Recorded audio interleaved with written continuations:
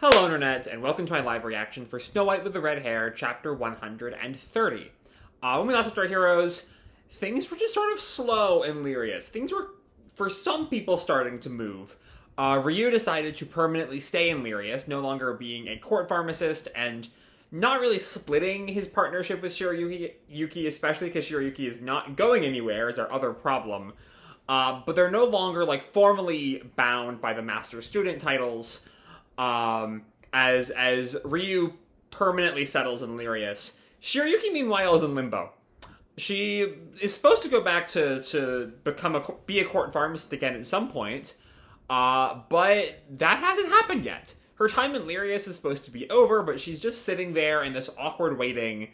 Even if there is a fun little encounter with Zen and the gang in there, but then she finds this advertisement for a pharmacist job that seems tailor-made for her, requiring a title and good relationships with the house in a neighboring country, right? Was that it? Title bestowed by a neighboring royal family, an identification associated with Kingdom of Clariness, and connections with a noble house, filled by Raj and the first part by Raj and the second part by Zen.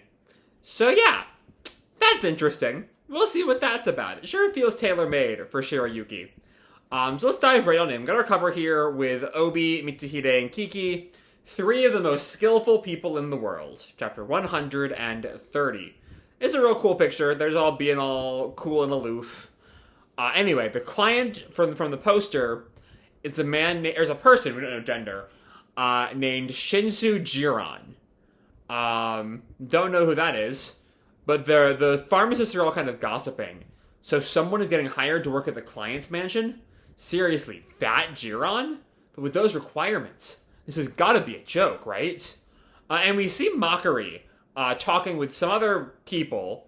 And Zen interrupts him, holding a rolled up paper. Oh, we see Obi there. I'm assuming Obi has given Zen a copy of the advertisement. Mockery Dono, do you have a moment? And Mockery looks back at him. I love the other guy there. Is just so shocked to see the prince. And Mockery looks at it and tells him, this was posted at the base. And Zen questions, do you know anything about it? But Mockery goes on, it's also posted at the pharmacy hall, as I was requested. That feels like a weird translation, that as I was requested. I guess as was requested. Not the I might be a mistake somehow, I'm not sure. But Zen and Obi look at each other. And Zen pauses. And Obi looks at Zen. Sorry, I lost my train of thought there. This happens around if I do more than 2 or 3 videos a day. Around the third one I get a little loopy. But fuck it, we're pushing on through. And I think this is a more Mockery line. Although it says recruitment, it is more like a nomination. That's what I think. Don't know why I'm not even able to say names right now. That's weird. Zen talks to Mockery. You received a notice from the castle for Ryu's job transfer, right? Do you have another one? Oh, he's pushing to see what's going on with Shirayuki there. And Mockery looks away and just says, I may have. And I don't know why he's being cagey here. Oh, it's because he goes on. The notice is actually for you, Your Highness. For me? And then we leave them there. Someone's talking to Ryu. Say, Ryu-kun, can I ask you something? And Ryu doesn't say anything, and it's Suzu who goes on. About the posting that everyone is talking about. Could it be that Shirayuki-kun meets the conditions? And Ryu questions, you mean the title from a neighboring country? And Suzu just looks at him for being, I don't know, tactless or something? I don't know what that look is about. Oh, he didn't know about Shirayuki and Raj, I think. But Suzu's like, yeah, I thought so. I haven't seen Obi-kun's identification tag yet, but I knew it was something extraordinary. Is it okay if I tell Yuzuri? But Ryu doesn't really answer that and asks Suzu-san, you still don't know about Obi-san's title? Not a clue. Basically, I took a guess, so it's okay. What will Shirayuki-kun do once she sees the bulletin board? Okay, so I guess it would make sense they're keeping Obi's official job sort of secret, given he's like a guard for Zen. But yeah, I just have forgotten that detail over the years. Anyway, Ryu doesn't answer Suzu's question. I think she will go. He does answer in a minute. It takes him a bit. I think she will go, since Shirayuki-san has a place that she is aiming for. And we see Shirayuki running through the halls as someone calls out, Shirayuki! And it's Mitsuhide who stops her. What's wrong? And Shirayuki's just flushed and out of breath. I was going to see if I can meet up with Makuri-sama. And Mitsuhide and Kiki look at each other. This was written on the hall's bulletin board. And they read the notice. Oh, actually, His Highness and Obi are meeting up with Makuri-sama about this matter right now. So yeah, it's interesting to me. Everyone seems to be concerned about this, except Shirayuki's, like, especially the implication from Ryu is that Shirayuki is kind of gung-ho to go do this thing, right? Like, yeah, she's on board with whatever weird job is being offered here, but everyone else thinks it's a bad move, maybe?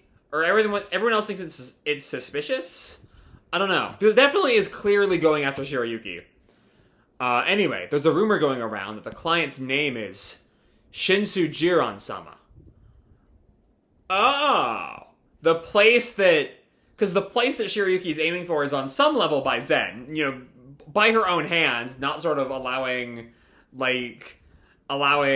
Zen to, that position to be handed to her. But Mitsuhide goes on, right. He is His Highness's uncle, which might be why Shirayuki wants to go work for him. It's a little bit unclear. If that look on Shirayuki's face on the top of page 10, it's a little unclear if she's aware of that, or if she's just if that's a look of shock, or a look of mild surprise, or a look of it doesn't quite look determined, but it doesn't really look surprised either. I don't know how we're supposed to interpret that face. Then we cut back to Zen, and we get orders. Dispatch the court pharmacist Shirayuki as a temporary pharmacist for the Jiran house post-haste. So those are, or are those wouldn't be the orders that Makuri was keeping at his place, right? Because those were for Zen. I'm not sure. Anyway, Zen, we see this look from Obi. Not sure what that's meant to represent. But then Zen turns to Makuri. I didn't realize it when we met recently, but has my uncle been feeling unwell? But Makuri just tells him no, same as ever. I see.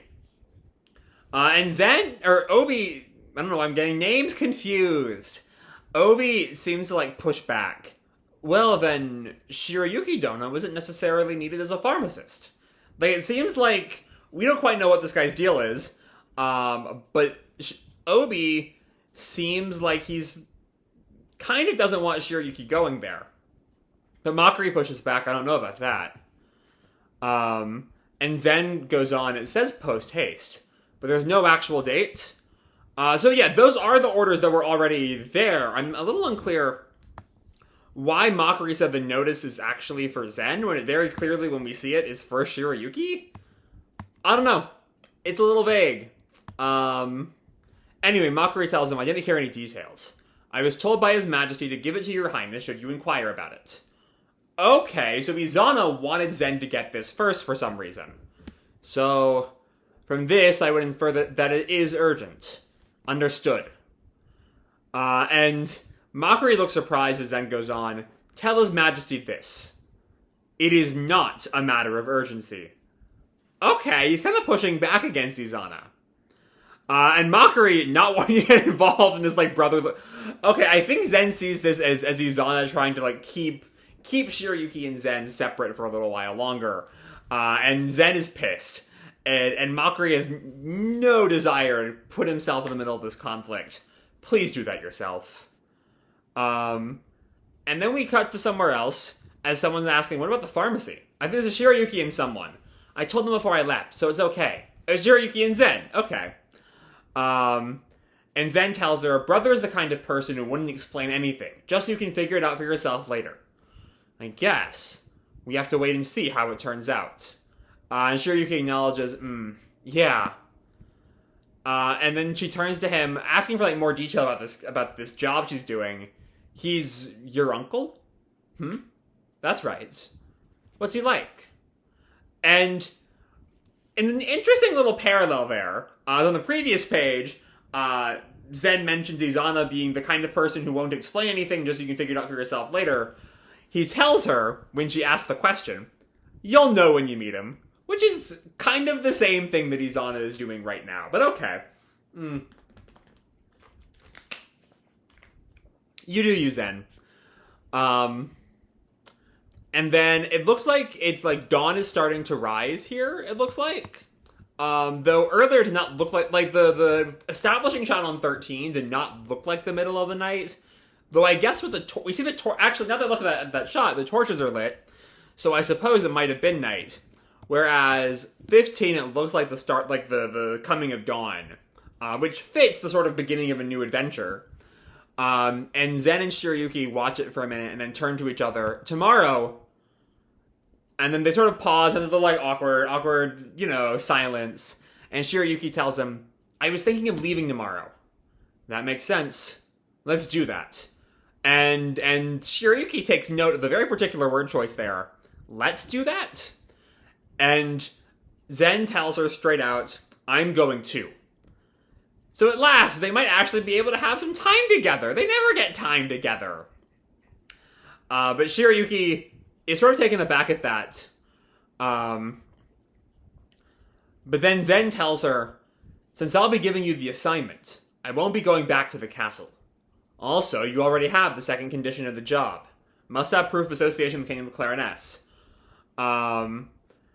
And the proof of association would in this case just be the presence of Zen. Well, that's true. I was wondering what that meant. I was thinking of asking Eisetsu-sama for his signature, though. And Zen, I guess, somehow missed that whole part of the last arc, as he asks, you got Rugilia's trust? Like, yeah, that was their whole thing. You were there for part of that, Zen.